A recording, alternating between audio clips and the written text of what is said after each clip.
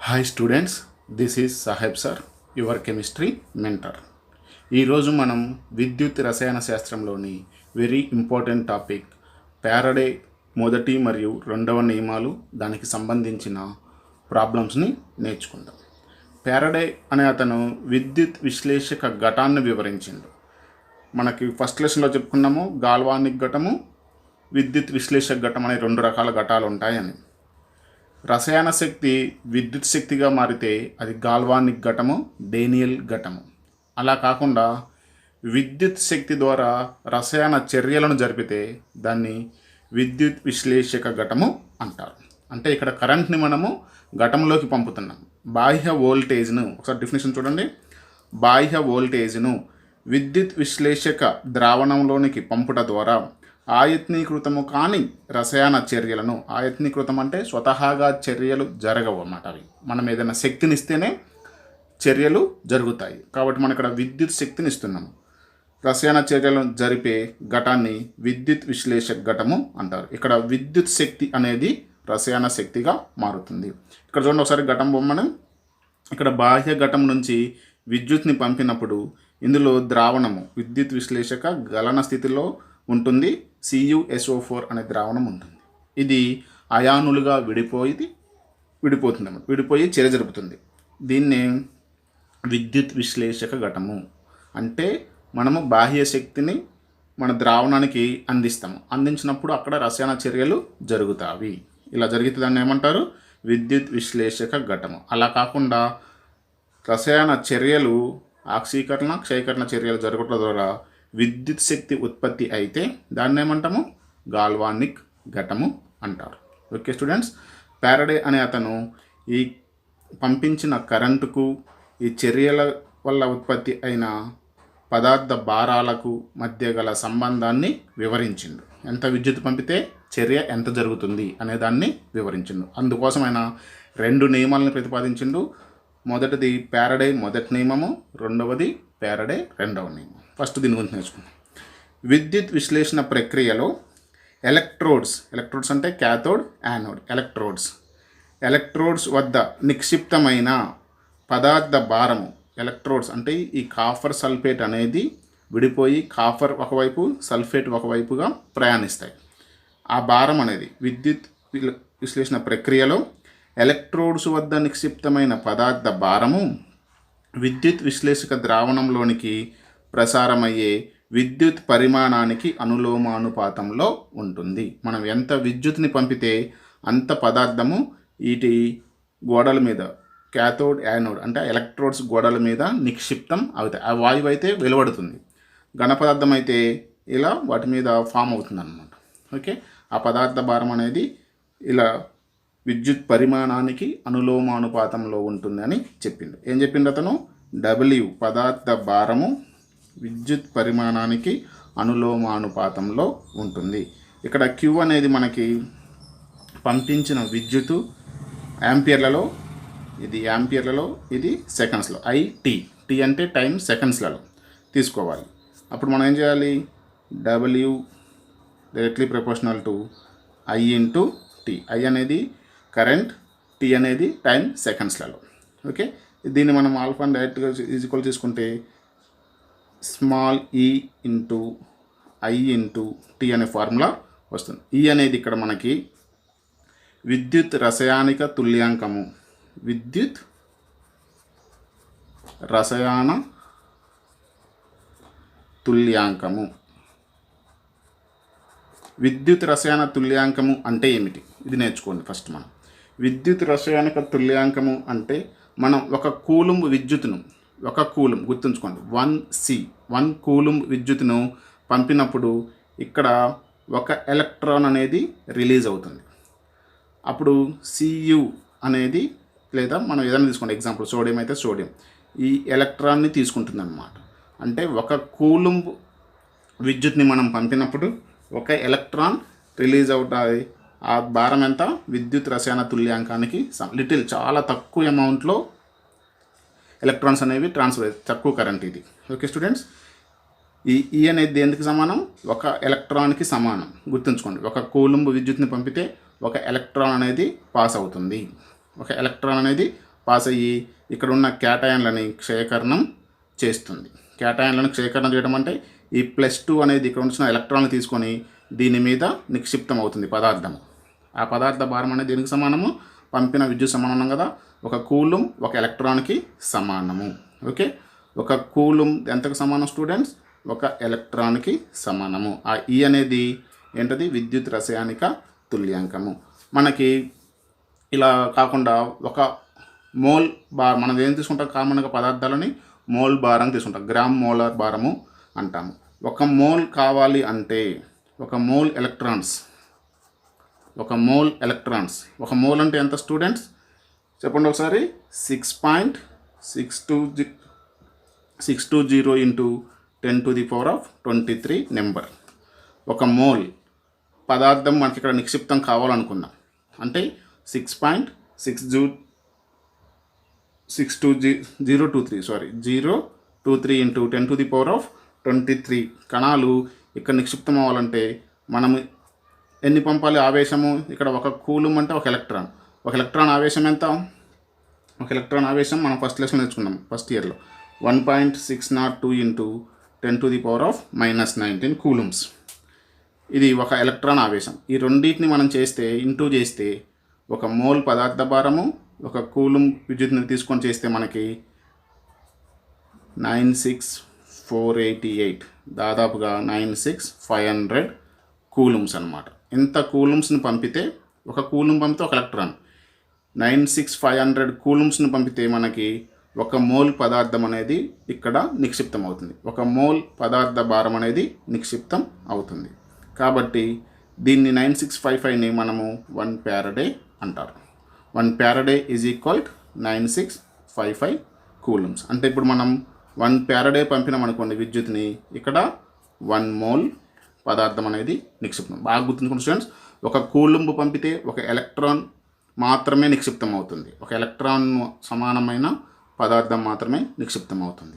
ఒక ఫ్యారడే పంపితే 96,500 కూలుమ్స్ దాదాపుగా, అంటే ఒకటే కాదు 96,500 కూలుమ్స్ పంపితే that is equal to 1 Faraday.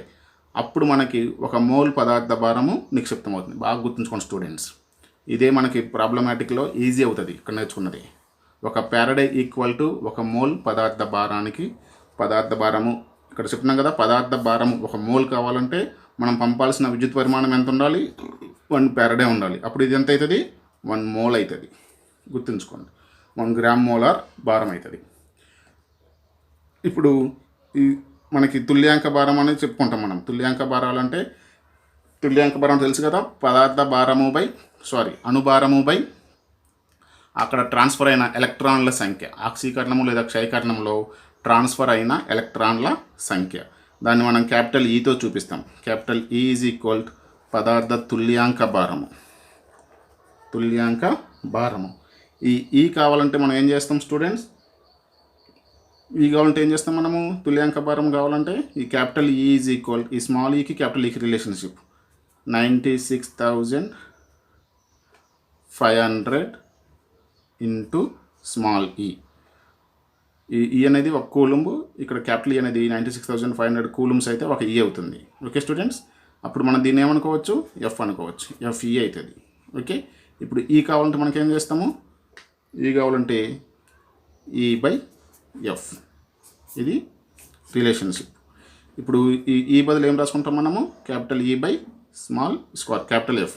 ఈ అంటే తుల్యాంక భారము, ఎఫ్ అంటే ఫ్యారడే.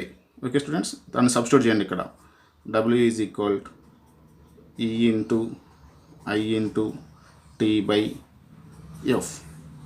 ఓకే స్టూడెంట్స్, మరి ఈ అంటే ఏంటది చెప్పుకున్నాం కదా మనము. ఈ అంటే మనకి atomic molecular weight by number of electrons transferred in that reaction. అది ఏ రియాక్షన్ అయినా కావచ్చు. ఇక్కడ కాఫర్కి +2 ఉంది కాబట్టి 2 ఎలక్ట్రాన్స్ ట్రాన్స్ఫర్ అయింది. ఎన్ ఫ్యాక్టర్ అనేది ఇక్కడ 2. సోడియంలో అయితే +1 ఉంటుంది. +1 అని పెట్టుకోవాలి. ఎన్ అంటే ఇక్కడ ఎన్ అనేది ఇక్కడ ఎలక్ట్రాన్లని ఆవేశము, ఆక్సీకరణము లేదా క్షయకరణం జరిగినప్పుడు ఆ అయాన్ల మీద ఉన్న ఆవేశము మనకి ఎన్ ఫ్యాక్టర్ అవుతుంది. ఓకే స్టూడెంట్స్, అప్పుడు ఈ బదులు మనం ఏం రాసుకోవాలి? MW/N. ఆ ఫార్ములా రాస్తే మనకి ఏమొస్తుంది? W is equal MW into I into T/N into F.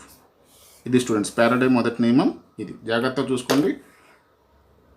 పదార్థ భారము తుల్యాంక విద్యుత్ పరిమాణానికి అనులోమానుపాతంలో ఉంటుంది. విద్యుత్ పరిమాణం అనేది మనకి కరెంటు పాస్ అయిన యాంపియర్లలో, T సెకండ్లలో చెప్తుంది. కాబట్టి Q బదులు IT. ఇక్కడ తుల్యాంక సమీకరణం విద్యుత్ రసాయన తుల్యాంకం అనేది ఈగా తీసుకుంటాము. అది ఒక కూలుంబు పంపినప్పుడు ఒక ఎలక్ట్రాన్ ట్రాన్స్ఫర్ చేస్తుంది. అదే మనకి ఒక మోల్ ఎలక్ట్రాన్లు కావాలి. ఒక మోల్ మనం ఎందుకంటే గ్రామ్ మోలార్ పరిమాణం అంటాము పదార్థాలని. కాబట్టి ఒక మోల్ పదార్థము కావాలంటే మనము ఎన్ని పంపాలి? ఒక మోల్ పదార్థం ఎంత? 6.023 × 10⁻23. కణాలు మనకి ఎలక్ట్రాన్లు ఇక్కడ అంటే ఎన్ని ఎలక్ట్రాన్లు? 6.023 × 10⁻23 ఎలక్ట్రాన్లు మనకి ఇక్కడ రావాలంటే మనము దాదాపుగా 96,500 కూలుమ్స్ విద్యుత్ని పంపాలి. ఈ ఒక్క కూలుం పంపితే ఒక ఎలక్ట్రాన్ కదా. 96,500 కూలుమ్స్ పంపితే మనకి ఒక మోల్ అంటే 6.023 × 10⁻23 కణాలు ఎలక్ట్రాన్లు ఇక్కడ నిక్షిప్తం కావడానికి తోడ్పడతాయి. అంటే దీన్ని ఏమంటారు? 965 నెంబర్ని 1 ఫారడే అంటారు. ఈ 1 Faraday equal to 96,500 coulomb students. 1 ఫారడేకి 1 కూలుం పంపితే 1 ఎలక్ట్రాన్, 1 ఫారడే పంపితే 1 మోల్ ఆఫ్ ఎలక్ట్రాన్స్. ఓకే. తర్వాత తుల్యాంక భారం అనేది ఇంపార్టెంట్. ఎందుకంటే ఇక్కడ ఎలక్ట్రాన్లు అనేవి ఒక్కొక్కదానికి ఒక రకం ఉంటుంది. కాపర్ 2 ఎలక్ట్రాన్లు తీసుకుంటుంది, సోడియం అనేది 1 ఎలక్ట్రాన్ తీసుకుంటుంది, అల్యూమినియం అనేది 3 ఎలక్ట్రాన్లని తీసుకుంటుంది. కాబట్టి తుల్యాంక భారం అనేది ఇంపార్టెంట్ విద్యుత్ విశ్లేషక ఘటాలలో. తుల్యాంక భారం కావాలంటే మనం ఏం చెప్తాము? Molecular weight or atomic weight by number of electrons transferred in that reaction. ఆ చర్యలో ట్రాన్స్ఫర్ అయిన ఎలక్ట్రాన్ల సంఖ్య. కాబట్టి ఇక్కడ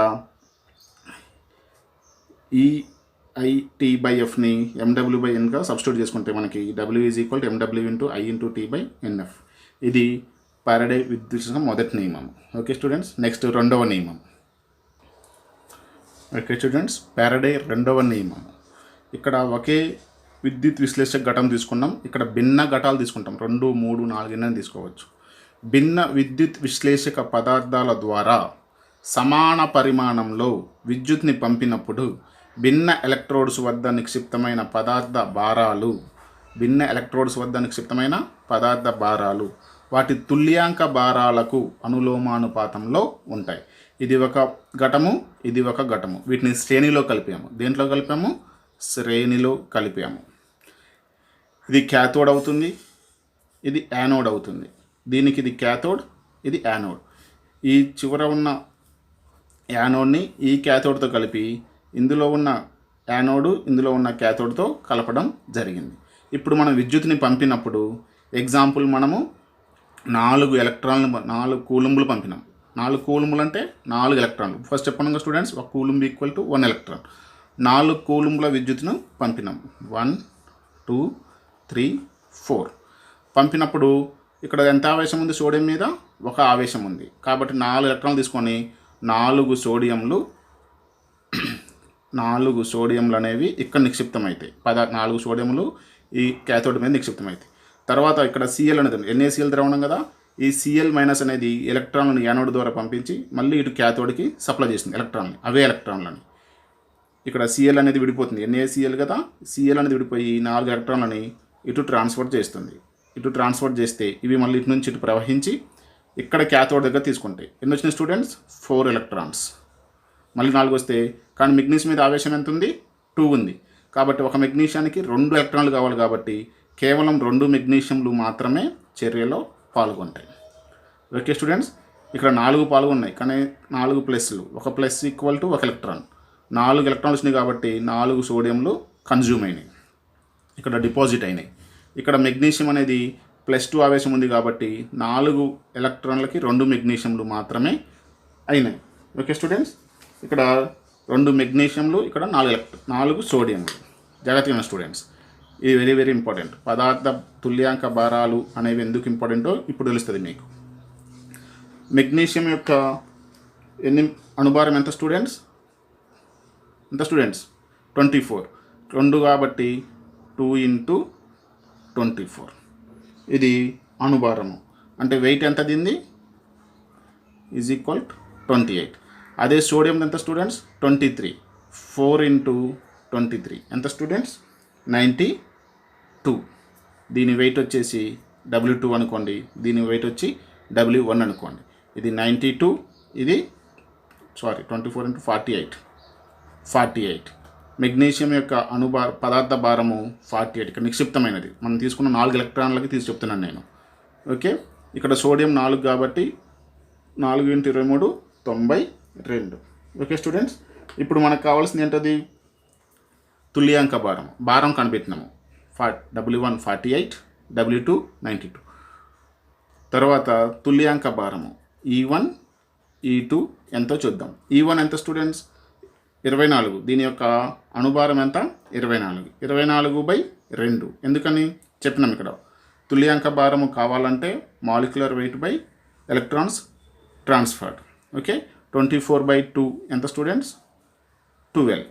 దీని యొక్క తుల్యాంక భారము 12. అలాగనే ఇక్కడ ఎంత ఎన్ వాల్యూ, ఎన్ ఫ్యాక్టర్ ఎంత? ఇక్కడ 1. ఇక్కడ పదార్థ మాలిక్యులర్ వెయిట్ ఎంత? 23. 23/1 is equal to 23. Okay students, ఇప్పుడు చూడండి 12 4 ఎంత? 48.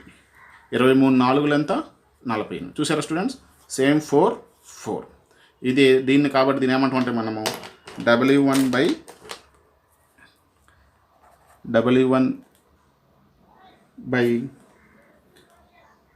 W2 ఈజ్ E1 అవుతుంది. W1/E1 is equal W2/E2.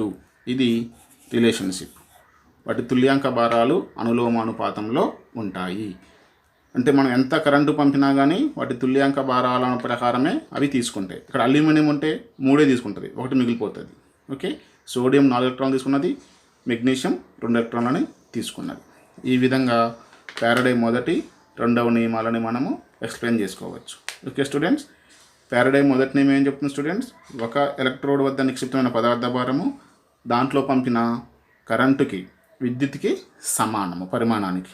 ఇక్కడ భిన్న పదార్థాలు తీసుకున్నప్పటికీ వాటి తుల్యాంక భారాలకి ఆ పదార్థ భారం అనేది సమానం అవుతుంది అని తెలుస్తుంది. Okay students, thank you. Please pass the video and note down this one. Thank you students. Any doubts please mention in comment box. Okay, like చేయండి, షేర్ చేయండి, ఛానల్ని సబ్స్క్రైబ్ చేసుకోండి. Thank you.